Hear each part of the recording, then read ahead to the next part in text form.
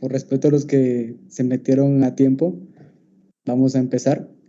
Voy a compartir mi pantalla y vamos a empezar en un ratito. Solo voy a aceptar algunos que se están metiendo ahorita.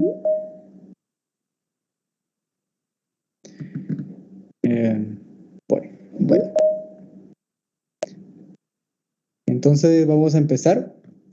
Primero que nada, gracias a los que ingresaron. Ya habemos más de 30, creo yo. Sí, bueno. Entonces vamos a iniciar. Voy a compartirles mi pantalla.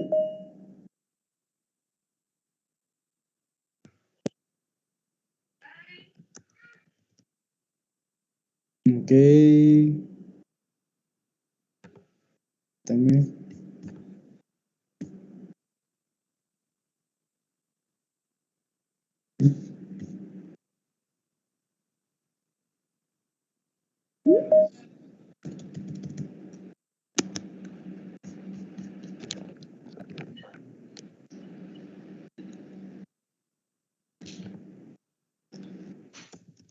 Ok, ahora sí.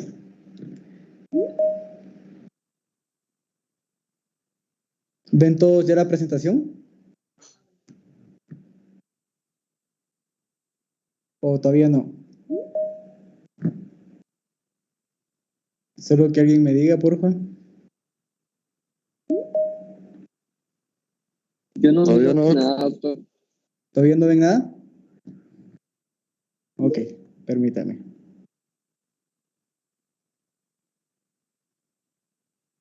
¿Y ahora? ¿Ahora sí ya? Sí. Sí, va. Sí, se ve. Ok. Bueno, pues la clase de hoy trata acerca de lo que es la radiografía de tórax. Vamos a tener lo que es un enfoque básico, ¿verdad? Que permítame que siguen entrando muchas personas y les voy a aceptar si no qué mala onda.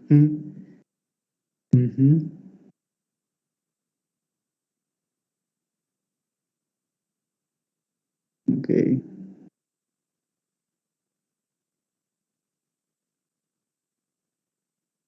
Ok, bueno. Todavía se ve mi pantalla, ¿verdad? Sí. Ok.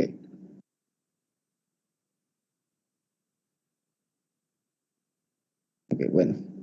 Entonces, la idea de esto es porque cuando yo pasé por donde ustedes están, pues no tuve la oportunidad que alguien me explicara nada acerca de este tema.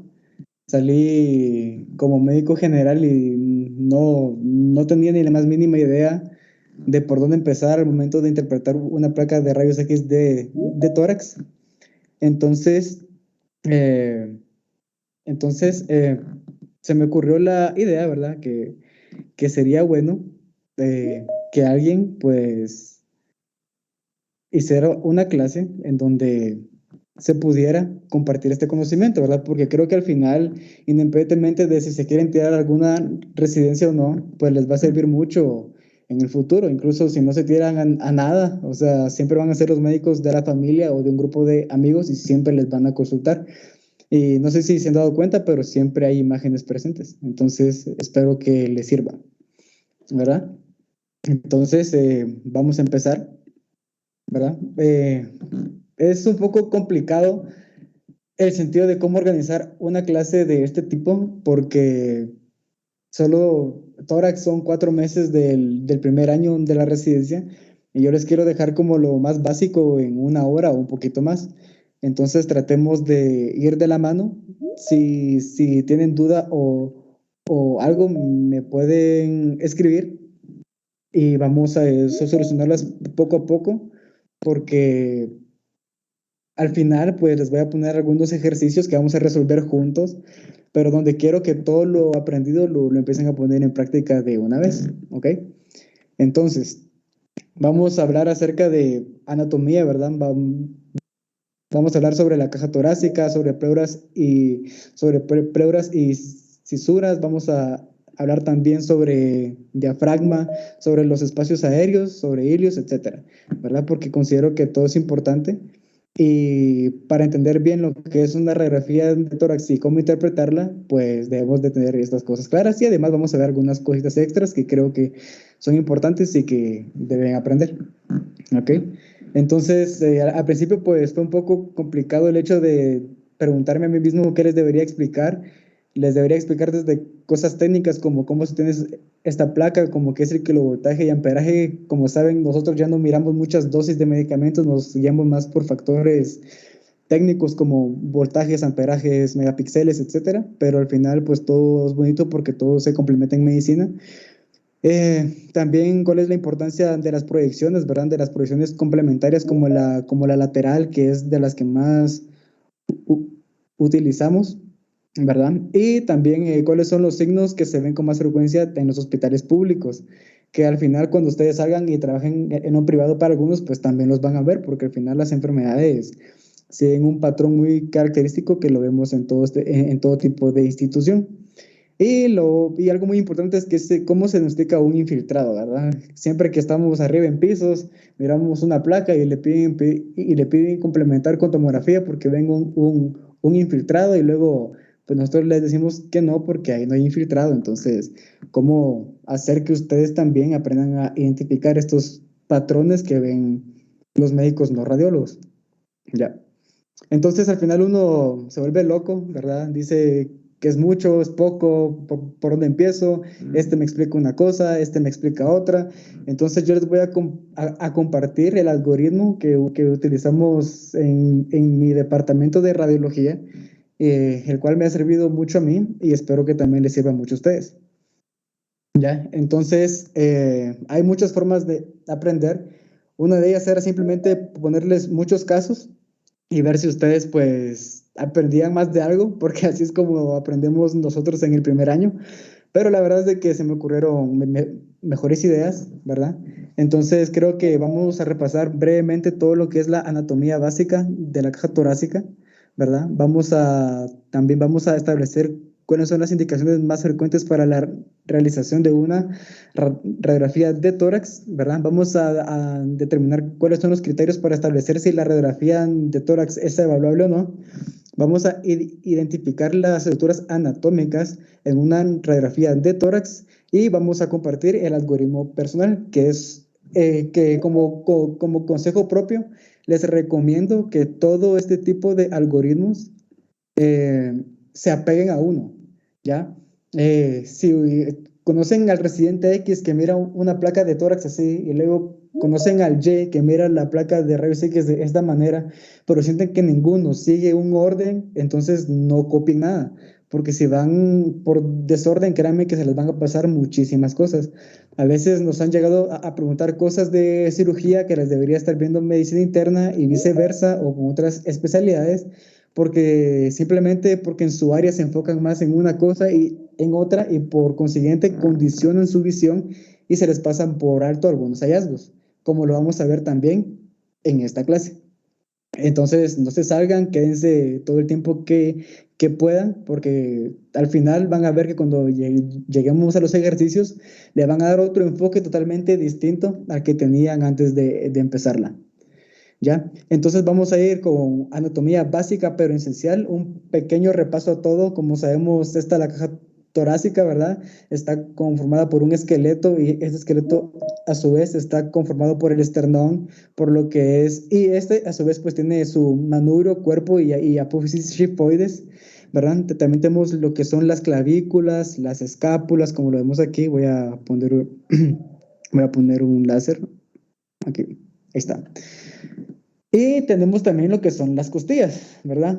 Cuya porción anterior es principalmente cartilaginosa y es por eso que por placas de rayos X no se ven, pero que no se ven no quiere decir que no estén presentes, ¿ya? Y es por eso que nos sirven las placas complementarias, porque a veces hay calcificaciones de los cartílagos que se confunden con masas pulmonares. Entonces, por eso es la importancia de las proyecciones laterales, como lo vamos a ir viendo más adelante, ¿verdad? Entonces, tenemos, ¿verdad?, de que hay aproximadamente 7 costillas verdaderas. La diferencia es de que estas se unen directamente al esternón por un esqueleto cartilaginoso. Tenemos las falsas que no se unen directamente, sino que se unen a través de un cartílago suprayacente. Y también vemos que hay unas falsas, que son las que simplemente no se unen a nada, como las que señalo aquí, estas últimas dos. ¿Ya? Entonces, yéndonos como desde afuera hacia adentro, ya dejando atrás lo que es el esqueleto, pues vamos a las pleuras, ¿verdad? Tenemos de que las pleuras, pues hay tanto una visceral como una parietal, donde la visceral está unida al pulmón o adosada a él, y la parietal, pues está unida a la caja torácica. Y entre esas dos pleuras, pues hay un espacio muy importante que es el espacio pleural, porque hay una cantidad infinita de patología que se da a este nivel. Y también les traigo ejemplos de eso. Por eso les digo, no se vayan, quédense y van a ver cómo se aplica esto cuando ya lo ponemos en una imagen. ¿Ya? Entonces, tenemos de que la pleura, pues, tiene subdivisiones, específicamente la parietal, ¿verdad? Que va desde una pleura cervical, una pleura costal, en base a con qué estructura está teniendo contacto, ¿verdad? Tenemos que hay una pleura diafragmática, una pleura mediastinal, ¿ya? Entonces, eso con la pleura. Entonces, ahora yéndonos todavía más profundo, ya llegamos por fin a los pulmones. Sabemos de que estos pues son dos grandes masas parcialmente simétricas que se encargan de lo que es el intercambio gaseoso y es como el punto de enfoque en la radiografía de tórax. Sin embargo, una radiografía de tórax nunca se empieza a ver por los pulmones, ¿ya? Y es por eso que muchos diagnósticos pasan por alto, porque de una vez se van a los pulmones, porque es lo más negro, porque es lo que abarca el 80% de la placa, etcétera, pero hay que ver patología asociada, no solo hay que irse por lo evidente, ¿ya? Entonces, tenemos que estos se divide en derecho e izquierdo, y el derecho tiene otra división, que es un lóbulo superior, un lóbulo medio y un lóbulo inferior.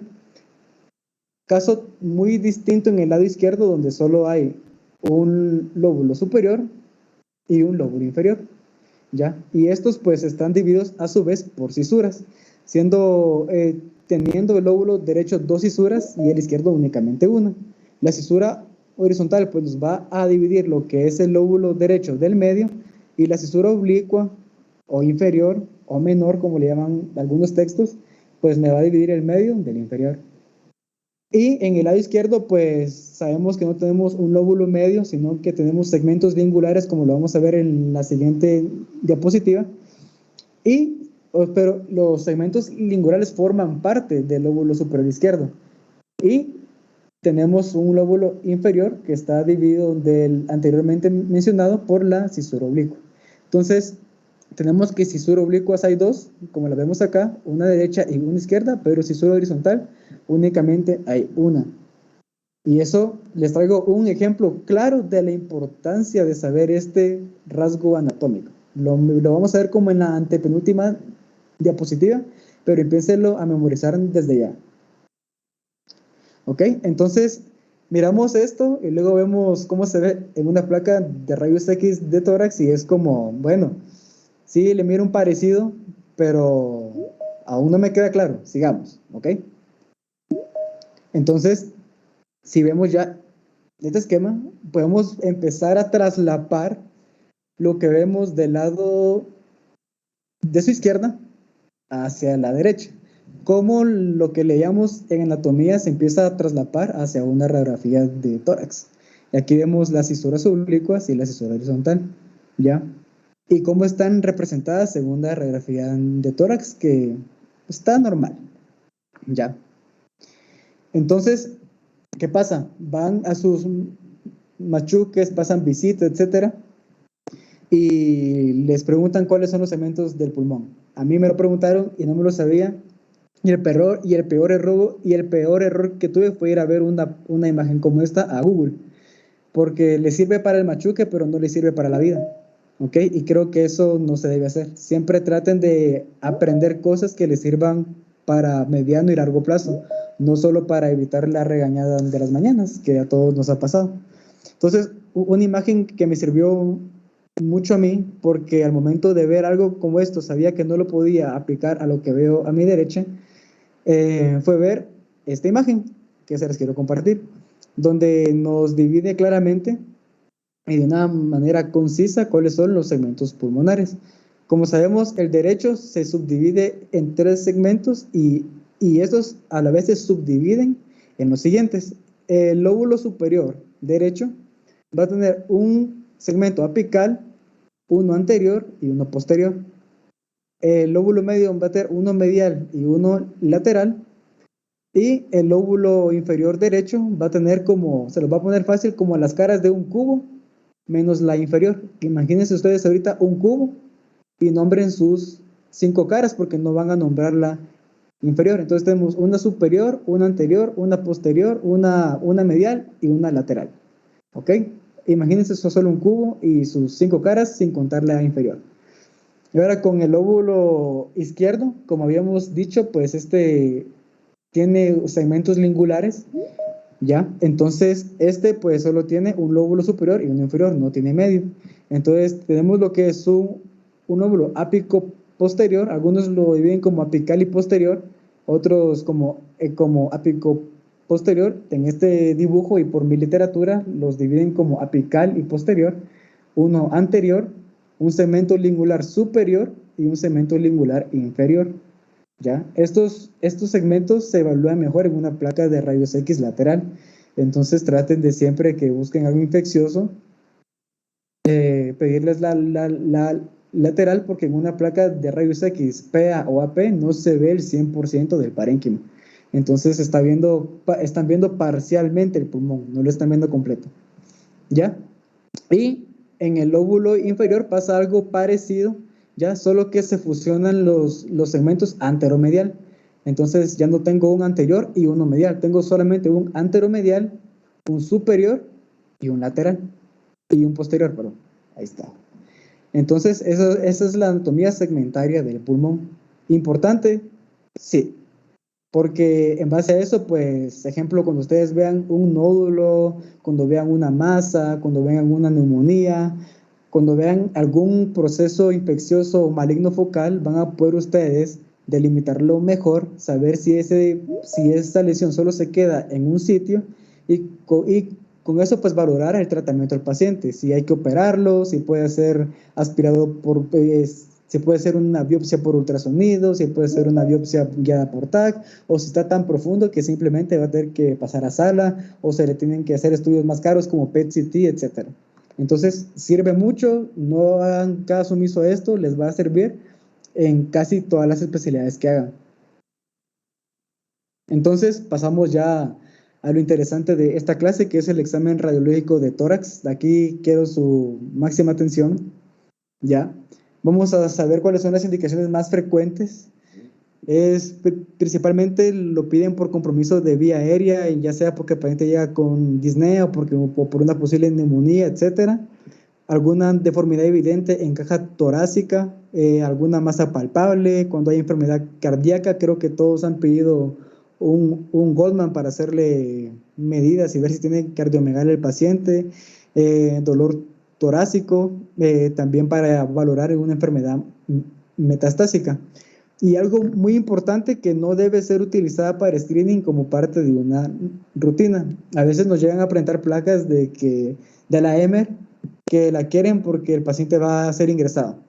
Y le preguntamos por qué y no tiene indicación, solo porque va a ser ingresado. Entonces, esa no es una indicación por una placa de rayos X de tórax. Yo sé que ahorita ustedes están en un periodo de formación y solo hacen lo que les piden, pero solo hacer lo que les piden no siempre está bien, ¿ya? Ustedes también tienen que empezar a utilizar su propio criterio, y si ahorita lo hacen porque son estudiantes y están aprendiendo, sépanlo que cuando ya ustedes estén en la posición de toma de decisión, no deben hacerlo, ¿ya? Pero lo más frecuente es compromiso de la vía aérea y enfermedad cardíaca, es para lo que más lo piden. Ahora, como futuro radiólogo, ya estoy a menos de un año de salir, pues les tengo que dar esto, que es por qué le ponemos tanto pero a las placas, a los rayos X, a las tomografías, porque estos pues tienen radiación, y la radiación pues tienen riesgos estocásticos, se le llaman, ¿ya? Esto quiere decir el aumento de la probabilidad de que un paciente desarrolle neoplasias malignas, ¿ya? Y más todavía, y es todavía más serio con los niños, porque los niños todavía tienen muchas células pluripotenciales que son muy sensibles a la radiación, y ellos de 1 a 20 años pueden desarrollar una neoplasia. Entonces no ponemos tanto pero con los adultos, porque a veces hay señores de 70 años, 80 años que quieren un ataque, y no vamos a ver su riesgo de aquí a 20 años, porque la esperanza de vida no es de 90 y 100 años, pero un niño sí, ¿ya? Entonces hay que tener hay que ser muy responsables con este tema, ¿ya? Como podemos ver, una radiografía de tórax emite aproximadamente 0.02 milisieverts, es una cantidad de radiación que absorbe el cuerpo, ¿ya? Usualmente el mundo o el planeta Tierra, por el simple hecho de existir, nos da 3. Entonces, con una placa de rayos X de tórax, pues la verdad es que se nos irradia muy poquito, pero hay muchos pacientes a los que se les saca más de una placa. Entonces, hay que tener mucho cuidado con esto.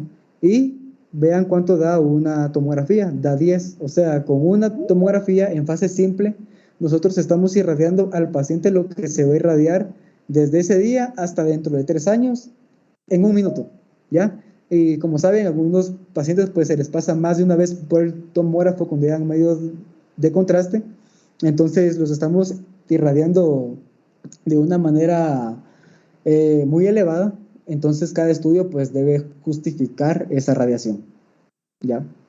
Bueno, entonces vamos a hablar acerca de cómo o sea, qué elementos debe de tener una radiografía de tórax para que yo la vea.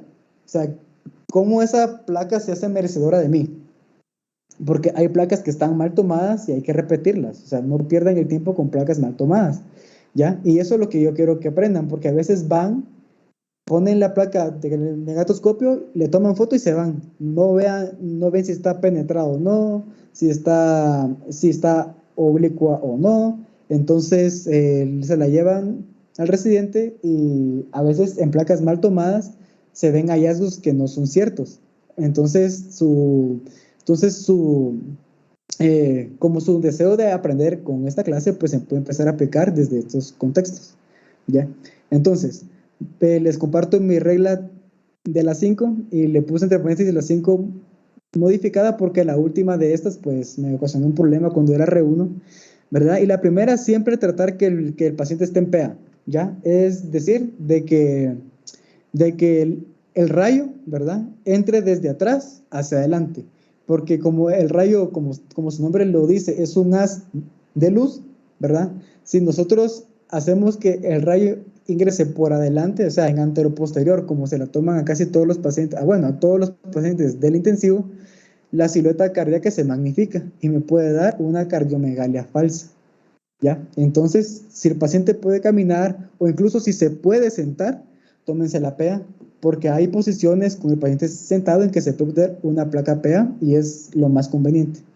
Ya luego hay que ver si la placa está bien penetrada o no. No se preocupen por estos términos, vamos a ir viendo uno por uno. Ya les voy a explicar qué es la penetración, cuál es la inspiración adecuada, cuál es que esté centrada, etc.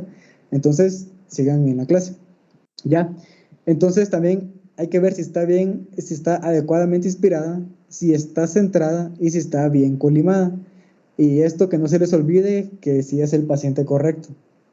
Cuando era R1 me escapé que le pusieran tubo intercostal a un paciente porque yo me fijé mal y la placa correspondía a otro paciente. Pues parece algo muy lógico, pero pasa. Entonces, mucho ojo con eso. Ya. Bueno, entonces, vamos a ir con lo de la PA, ¿verdad? Primero, ¿por qué? Porque el tamaño cardíaco va a ser real, ¿ya? O silueta. Si yo tomo una placa en AP, mi corazón se va a ver magnificado y posiblemente diagnostique una cardiomegalia que no existe, ¿ya? Entonces, esta es la forma en la que se toma una placa PA, porque entra de posterior hacia anterior. Entonces, como el corazón está casi que adherido al chasis que recibe los rayos, entonces no se magnifica. Y es algo que cambia en la proyección AP, ¿ya? Si ustedes ven aquí, esta es una AP y esta es una PA, miren la diferencia de corazón. ¿ya? Este pues es un tamaño real y este es un tamaño irreal.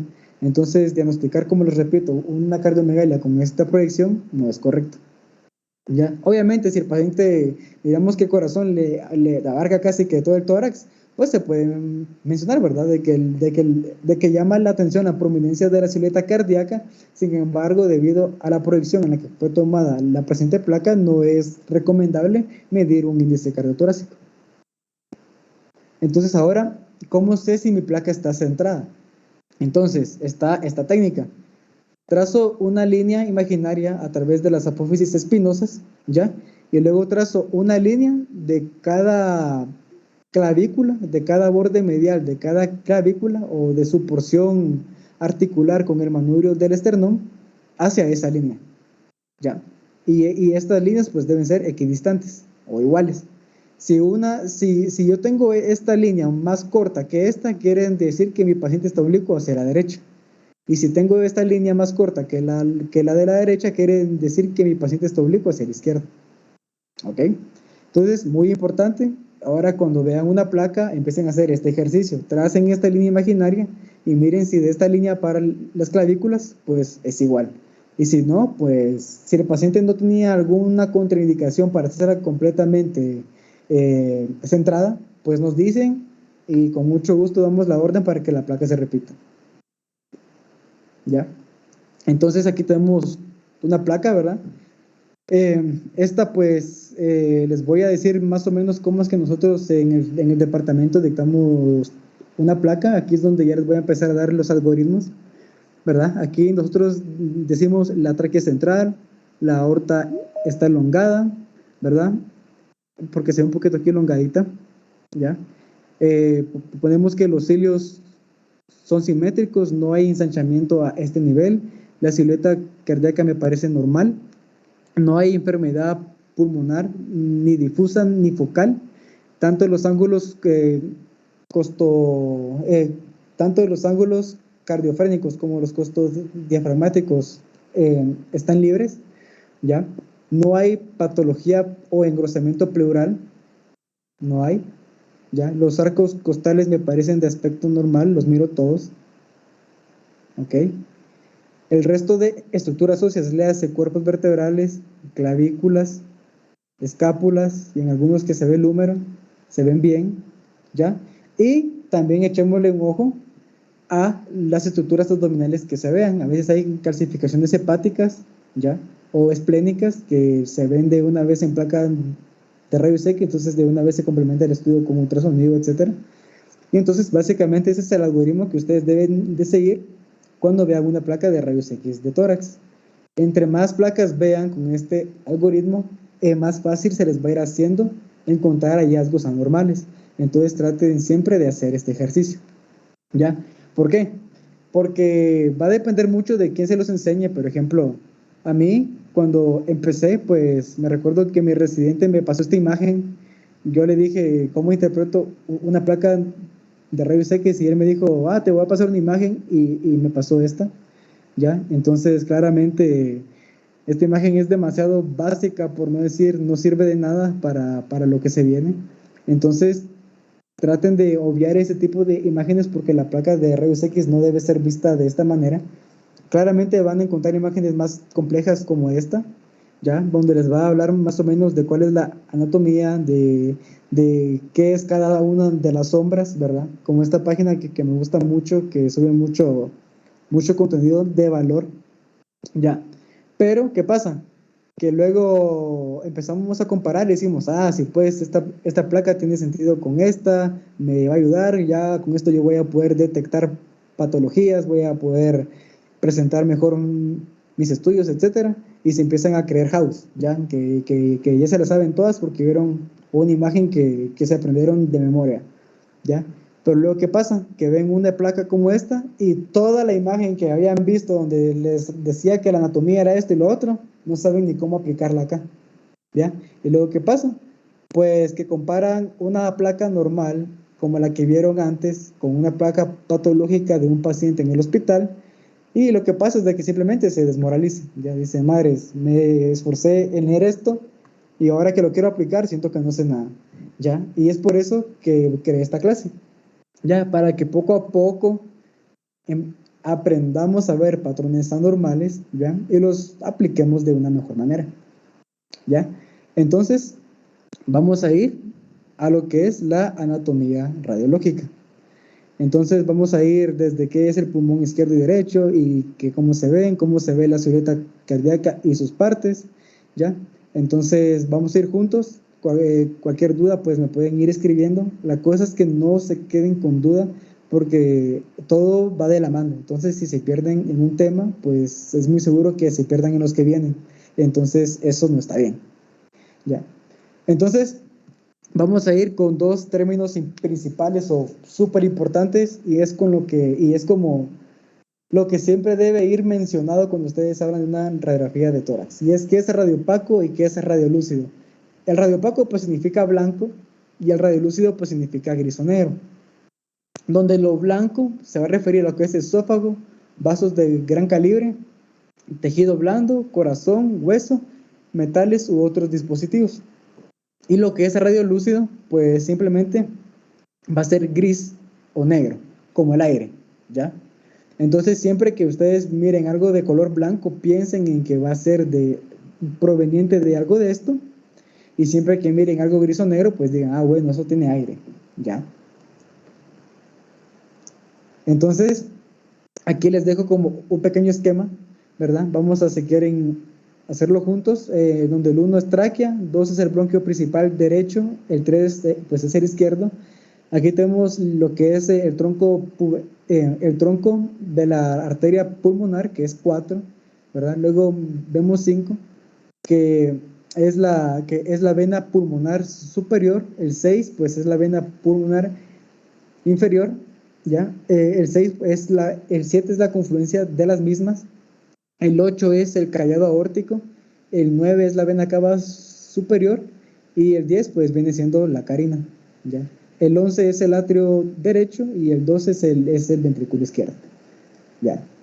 Hasta ahí vamos bien, ¿verdad? Entonces, como lo ven en una tomografía, pues lo mismo, las mismas sombras que vemos acá, pues las empezamos a aplicar en estudios un poco más sofisticados como la tomografía. Esto quiere decir que la placa de rayos X pues nos aporta mucha información, ¿ya? Bueno, ahora vamos con lo que es el enfoque sistemático. Ya como les habían dicho, ¿verdad? Ustedes tienen que seguir un orden, un patrón. Les recomiendo que si quieren hasta le tomen screenshot a esta parte. Pues ustedes cuando miren la línea media lo que tienen que ver es tráquea, carina, aorta, arteria pulmonar y corazón. Luego deben ir a ver ilio, pulmones, pleura, huesos, tejido blando y abdomen.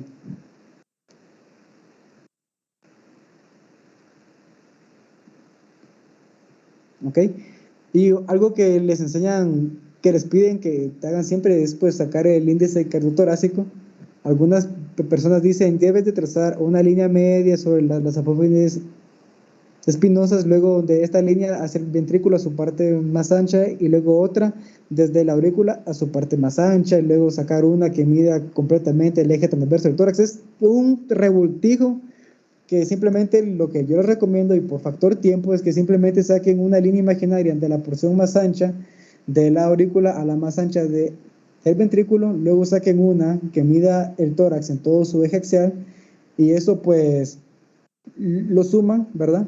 Perdón, eso lo dividen y siendo el corazón X y todo el tórax Y, y eso pues si es arriba del 50% porque lo van a multiplicar por 100, es cardiomegalia. Sencillo, ¿ya?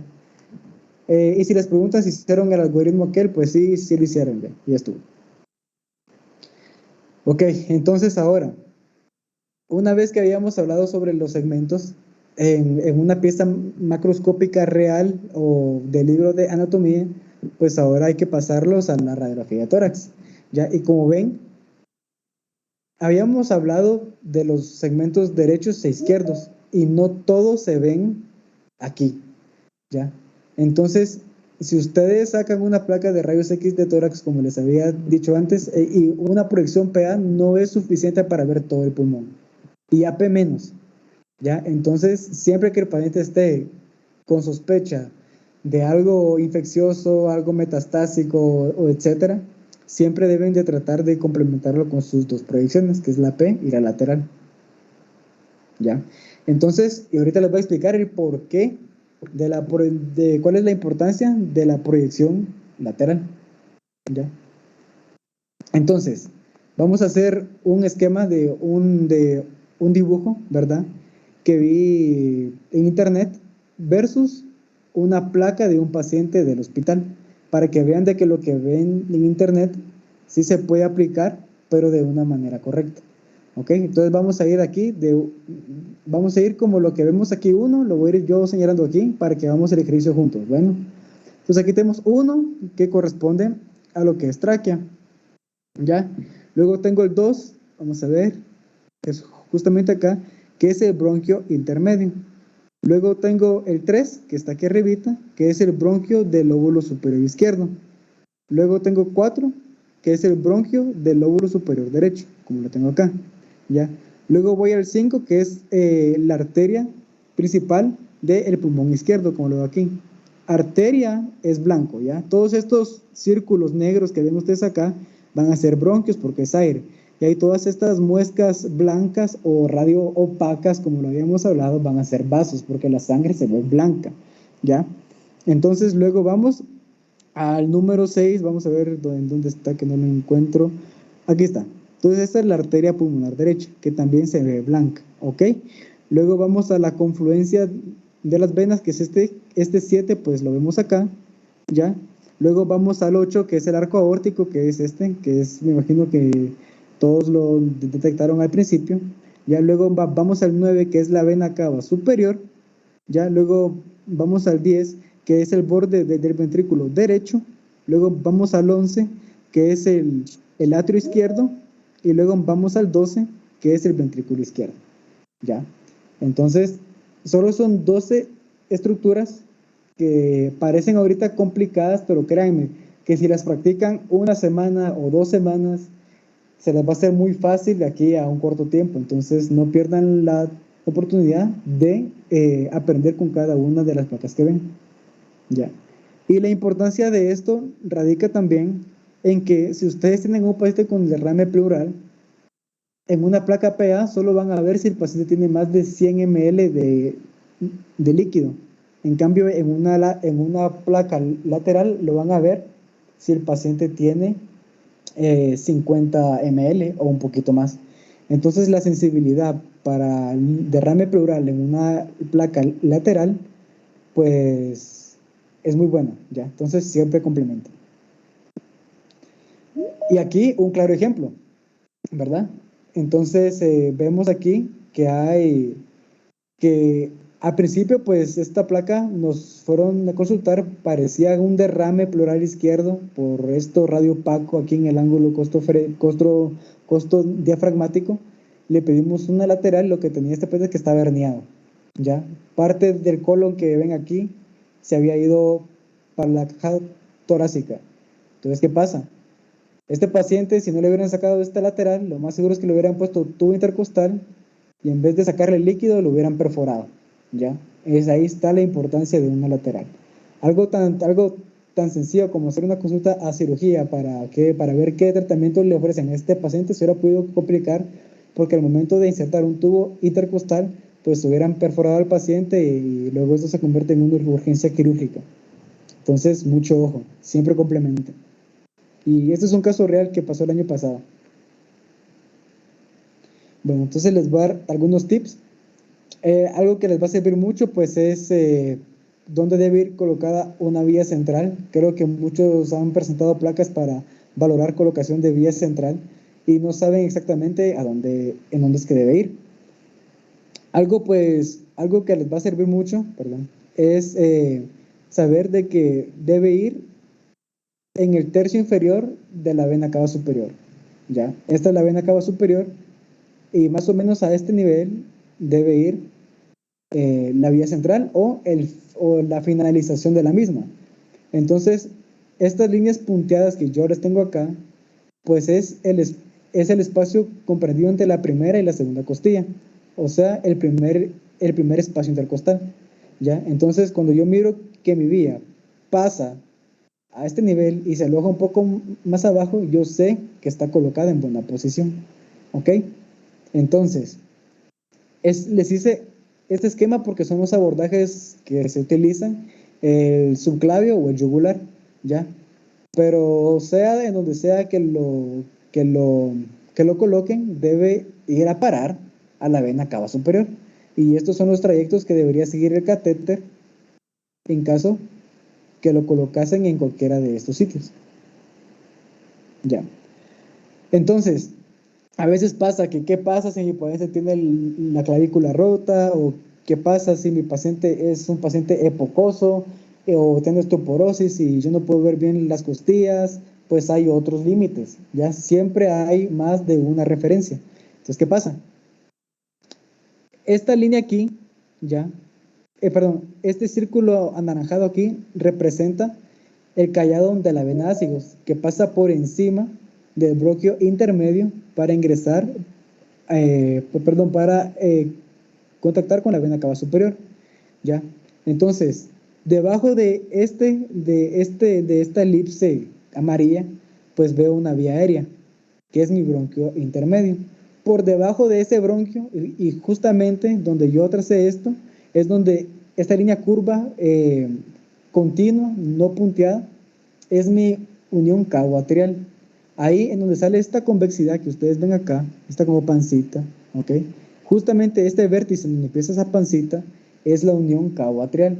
Entonces, justamente a ese nivel, también es bueno que ustedes lo observen, ya, porque si en caso pasa que no ven alguna de las estructuras aquí bien para guiarse, pues pueden usar esta pancita para saber que ahí es donde debe ir su vía central. Ya. Entonces, ese era uno de mis tips. Ahora este otro, que es el que le llaman el famoso signo de la silueta, ¿ya? En este, pues, ¿para qué sirve? Si yo miro que yo tengo una lesión, como la ven acá, una lesión radiopaca, amorfa, que contacta con el corazón y no me deja diferenciar su borde, quiere decir que la lesión está en contacto con el corazón o está pegado a él, ¿ya? O sea, va a ser parte del lóbulo medio, ¿ya? Específicamente de su segmento medial, porque es el que está pegado al corazón. Pero si yo miro que esta lesión no me opaca el borde y yo miro mi corazón bien formado, cosa que no está pasando aquí, yo puedo sospechar que mi lesión está en el segmento posterior del lóbulo inferior, porque no está en contacto con el corazón, ¿ya? Entonces eso es muy importante y eso es lo que llamamos el signo de la silueta. Y el concepto es cuando dos imágenes de densidades similares están en contacto o obliteran su borde adyacente, ¿ok? Y es lo que está pasando en este caso. ¿Ya? Ahora, tenemos lo que es el signo cervicotorácico, ¿ya? Donde nos dice de que todo lo que está por debajo de la primera costilla va a tener un origen totalmente distinto a si es superior. Ejemplo, si yo miro una lesión que está por debajo de mi primer arco costal, yo debo pensar en las 4 T's, que son teratoma, timoma, por las cifras en inglés, terrible linfoma, y lo que es bocio intratorácico. ¿Y por qué la bocio? Se me dijo que porque el bocio viene de la tiroides. Entonces esas son las 4 T's que hay que evaluar si mi lesión la miro yo por debajo del primer arco costal, cosa que no está pasando en este caso, donde yo la miro por encima. Entonces ahí usualmente vienen lo que son las lesiones propiamente que vienen de la médula o que vienen de raíces nerviosas que son adyacentes a la columna. Entonces si yo veo aquí esta lesión y la comparo con su placa lateral, yo miro que está muy posterior, ¿ya? Y que está en íntimo contacto con las vértebras. A este paciente pues se le pasó a tomografía, se le hizo biopsia y en efecto se cumplió el signo cervicotorácico. Ninguna de las 4 T's que está por debajo fue la biopsia, sino fue un schwannoma, que es propiamente de tejido nervioso, ¿verdad? Y ese es el signo cervicotorácico, ¿ok? Entonces, como pueden ver, esta es la resonancia de la paciente, ¿ya? Y como se vio, pues era superior al primer arco costal, y la placa de rayos X fue la que hizo el diagnóstico para que yo le hiciera, pues para que se le hicieran estudios complementarios a la paciente y se supiera cuál era su dolencia. ¿Ok? Entonces ahora vamos a ver aquí algo muy importante.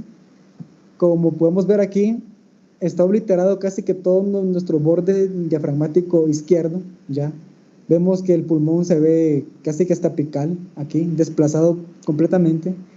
Entonces, entre las causas de pulmón blanco, porque este casi que es un pulmón blanco, yo puedo pensar en tres causas principalmente. Una lobectomía, un derrame pleural y una telectasia. ¿Ya? ¿Cómo sé yo que esto es agua y no es colapso? ¿Y cómo sé yo que el paciente pues no lo operaron del pulmón? ¿Ya? Por el efecto de masa, ¿ya? O sea, el líquido en el espacio pleural ocupa un lugar en el espacio. Entonces, como ocupa un lugar en el espacio, me va a desplazar las estructuras hacia el lado contrario, porque él me las está empujando. Entonces, miren, la tráquea ya no está sobre la línea media. Miren en dónde están mis apófisis espinosas y miren dónde está mi tráquea. Está desplazada porque esto lo está empujando, o sea, es un derrame, ¿ya? Si hubiera esto que está siendo succionado hacia la lesión, yo pienso en una atelectasia, ¿ya? Porque me lo está jalando. Se recuerdan que atelectasia es sinónimo de colapso.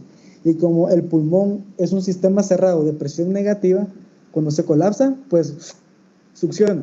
Entonces la tráquea tuviera que estar succionada hacia el lado izquierdo si fuera una atelectasia. Y ahora, si el paciente pues le hubieran quitado su pulmón, pues lo más seguro es de que, pues, no lo más seguro, la tráquea se vería central y solo tuviera blanco a ese nivel, ¿ya? Entonces, eso es otro tip que quiero que se lleven. Que cuando miren una lesión, se pregunten a ustedes mismos qué está haciendo esa lesión, ¿ok? Entonces, miren esta otra, ¿ya? Miren, mi tráquea es central, ¿ok? Esta, pues, puedo ver el borde de mi corazón acá, o sea, lo contacta, pero no está íntimamente adyacente a él. Miro que mi pulmón está empujado hacia abajo, ¿ya? Pero mi tráquea es central, ¿ya? O sea, no me la está succionando ni me la está empujando. Sea lo que sea esto, pues es un tumor, es algo blando, ¿verdad? De que no me crea un efecto de masa importante, ¿ya? Esta paciente, pues, se le pasó a tomografía y paró siendo un tumor muy blando que no desplazaba la vía aérea. Miren cómo está la tráquea y la apófisis espinosa están alineadas, ¿ya? Es un tumor bastante gelatinoso, por decirlo así, y paró siendo un tumor neurotodérmico primitivo. Como pueden ver, no se cumplió lo que pasó en el caso pasado, ¿ya? Entonces, esto no es líquido porque el paciente estaba en una proyección PA. Si es líquido, pues tuviera que estar hacia abajo, ¿verdad? Si es la telectasia, tuviera que estar succionando, ¿ya? Y pues lo que paró siendo es un tumor, ¿ya? Entonces, como les digo, son tips que los van a ayudar mucho. ¿Ok? Entonces vamos a practicar, ¿está bien? Entonces, vean esta placa, ¿ya? Quiero que la miren porque esta placa nos llegó justamente el año pasado. Es un paciente que lo estaba viendo medicina interna porque ingresó con cuadro de disnea, ¿ya? Entonces el paciente decía que le costaba inhalar profundo, ¿ya? Entonces lo empezó a ver la MEDI, ¿verdad? Y cuando indagaron un poquito más, el paciente les dijo que hace como 7 días se había caído, ¿ya? Y que a los 2 días empezó con este malestar. Pero como él trabaja en un lugar frío y trabaja con sustancias corrosivas, pues dijeron, bueno, seguramente va a tener algo paraquimatoso, ¿ya? Y cuando este paciente, la verdad es que en todo caso lo debería estar viendo cirugía, porque si ven aquí hay una fractura, ¿ya? Hay una fractura aquí de este arco costal, como yo se los estoy señalando aquí, ¿verdad? Entonces al paciente le dolía inhalar profundo porque tenía una fractura antigua, ¿ya? Bueno, parcialmente antigua, porque tenía como una semana, ¿ya? Pero es la que le estaba causando esas molestias, ¿ya? Entonces ellos de una vez se fueron a lo paniquimatoso, vieron de que no había nada, y como el paciente le costaba inspirar profundo y no le vieron nada por placa, pues le querían pedir un ataque, ¿ya? Y al ver este hallazgo acá, pues se vio que no necesitaba un ataque, solo necesitaba que le dieran su terapia respiratoria y analgésicos y a casa, ¿ok? Nada más. Entonces es lo importante ya, ver la placa de pies a cabeza, porque tal vez uno empieza a ver aquí tráquea, luego mira la aorta, mira la arteria pulmonar, luego mira el ventrículo, mira pulmones, mira que los ángulos también y se acabó la placa.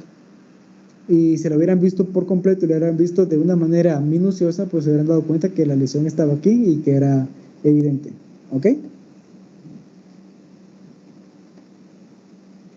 Entonces ahora ahí está la fractura para que la vean mejor, ¿ya? La ven aquí en chiquito y aquí les hice una magnificación para aquellos que no la habían visto, pues la pueden ver mejor, ¿ya? Era un hallazgo muy sutil, pero ahí está, ¿ya? Ahí está. ¿Ok? Ahora miren esta, ¿ya? ¿Qué veo aquí? Bueno, este pulmón está muy negro y este está muy blanco, ¿ya? ¿Pero por qué? Ya, está bien que ustedes hayan visto, esto está muy negro y esto está muy blanco, pero ahora, con lo que han aprendido, háganse la pregunta de por qué se ve así, ¿ya? Entonces, miren, esto negro aquí no tiene trama vascular, ¿ya? No tiene, o sea, yo no miro ningún vaso aquí y los pulmones tienen vasos, ¿ya? Y ahora otro me va a decir, mire, pero está mal colimada porque yo no le miro que el ángulo, aquí se esconde.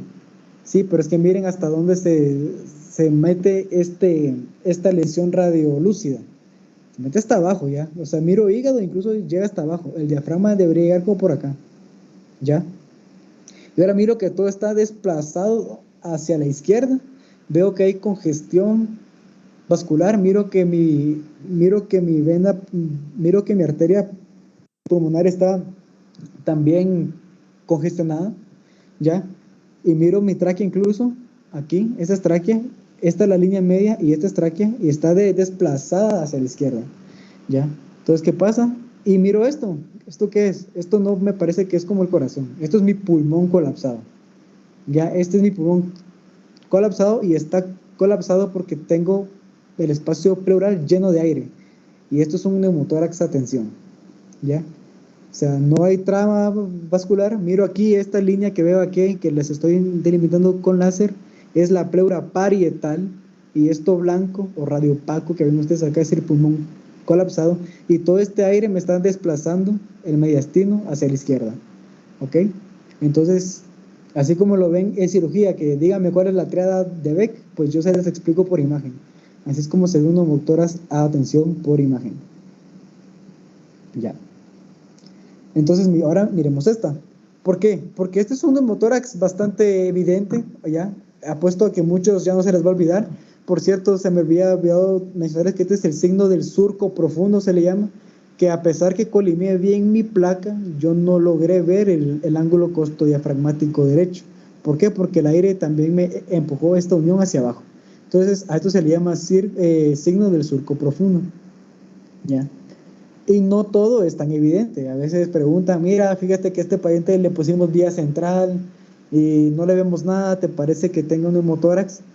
Y ustedes van, bueno, me enseñaron que debo ver el signo del surco profundo, no, aquí veo el ángulo y aquí veo el ángulo, miro trama vascular, mi corazón está en el centro, no hay. Pero no están viendo bien la periferia. Porque miren esta línea radiopaca aquí, o sea, blanca, blanca, blanca, blanca, blanca, blanca, blanca, blanca, blanca, blanca, blanca, blanca. Y aquí, en todo esto, no hay trama vascular. O sea, este paciente no tenía un neumotórax tan evidente como el anterior, pero sí tiene, ¿ya? Entonces hay que ponerle tubo intercostal. Y estas son las placas que nos llevan a presentar siempre. ¿Tiene tubo? Perdón, ¿hay que ponerle tubo o no? ¿Ya? Entonces ahí a veces uno dice, por la presión, uno dice, no, que la veo bien, ya, pero hay que detenerse y tomar el tiempo para ver las placas, ya, porque nos ayuda un montón.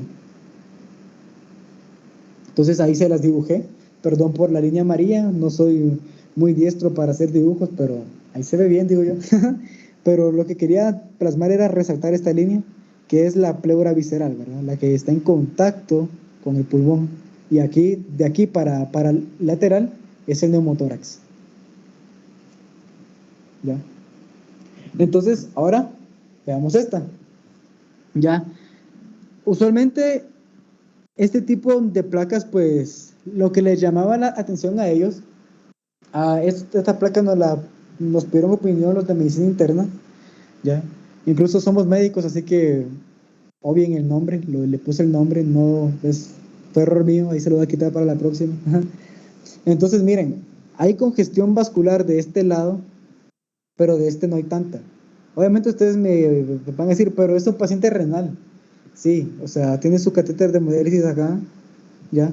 Pero vean, o sea, usualmente los edemas de pulmón son simétricos, y este para nada es simétrico. Aquí lo miro muy negro y aquí lo miro muy blanco, ¿ya? Y aparte, algo muy sutil que ustedes deben de empezar a notar y a jugar con eso es con las simetrías. ¿Qué es simétrico y qué no es simétrico? Miren este ápice izquierdo, yo le miro aire aquí. Aquí no. ¿Ok? Aquí no. Y si miro esto, se extiende hacia acá. Y aquí no se ve aireado porque simplemente está en la topografía de la pleura. Entonces, esto es un engrosamiento pleural apical derecho. ¿Ya?